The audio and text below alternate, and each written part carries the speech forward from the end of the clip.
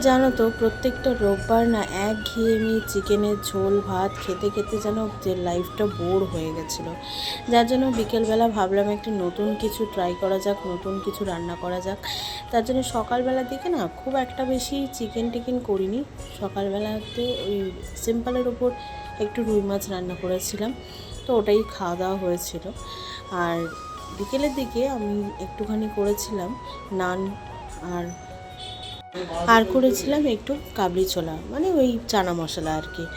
তো সন্ধেবেলা রান্না করতে গেলে আমার যা ঝামেলা হয়, মানে ছেলেটা তো দেখলেই কোলের ওপর উঠে বসবে, প্লাস ও প্রতিটা রান্নার সময়ই আমাকে ডাকবে, আমাকে তুমি কোলে নাও, মাম্মা এটা কি দিচ্ছ, মাম্মা ওটা কি দিচ্ছ করতে থাকে।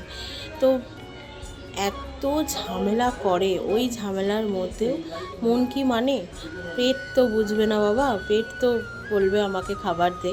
তো যাই হোক, ওই রোজকার একঘেয়েমি রুটিন থেকে বেরিয়ে একটু মনে করলাম, বাবিকেও বললাম যে আজকে চলো তাহলে নান আর চানা মশলা করি, আজকে চিকেন টিকেন ভালো লাগছে না। তো নানের ডোটা না বানানো ছিল দুপুরবেলায়, আমি খুব একটা আটা ফাটা মাখতে ভালোবাসি না বলে মাকে দিয়ে করিয়েছি, মা করেছে, আমি মেজারমেন্টগুলো দিয়েছিলাম, মা করেছে, তো বেশ ফুলে ফেপে উঠেছে। আর এইটা সেই ইস্ট দিয়ে করা হয়, যার জন্য না কি সুন্দর একটা জালি জালি মতন তৈরি হয়, তখন খুব ভালো লাগে আমার ওই জালি জালি ব্যাপারটা দেখতে। তো মাকে বললাম তুমি একটুখানি তাহলে আমাকে লেচিগুলো করে দাও, আমি তাহলে তোমায় বেলে দিচ্ছি। এই যে মহাশয়, আমার কোনো কিছু করে শান্তি নেই, কোনো কিছু করে আমি যেটা করব ওকেও সেটা করতে হবে। আমাকে একটা কাজ দাও মাম্মা, আমি একটা কাজ করি, আমি এর মধ্যে একটুখানি তোমায় হেল্প করি। ওর হেল্পের ঠেলায় যে আমি কোন দিন হেল্পলেস হয়ে পড়বো সেটাই আমি বুঝতে পারি না। জানো তো এই বাটার নান আমার ভীষণ পছন্দের একটা ডিশ, আমার খুব ভালো লাগে খেতে। আমি যখনই রেস্টুরেন্টে খেতে যাই, হাজারো খাবার দেখলেও আমার যেন মনটা খালি মনে হয় যে বাটার নান আর বাটার নান। এর জন্য তো আমাকে একদিন ডোনার পাপা বলেও দিয়েছিল যে তুই বাটার নান ছাড়া আর কিছু চিনিস না। কিন্তু আমি কি করব, ওই যে ভালোবাসা, যার প্রতি একবার মন আটকে যায় তাকে কি ছেড়ে থাকা যায় বলো তো।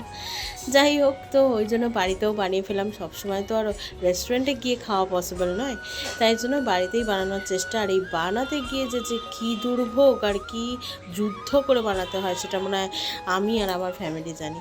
কারণ আরেকজন যে থাকেন তারকে কৈফিয়ত দিতে দিতে দিতে দিতে যেন মাথাটাই আমার ধরে যায়।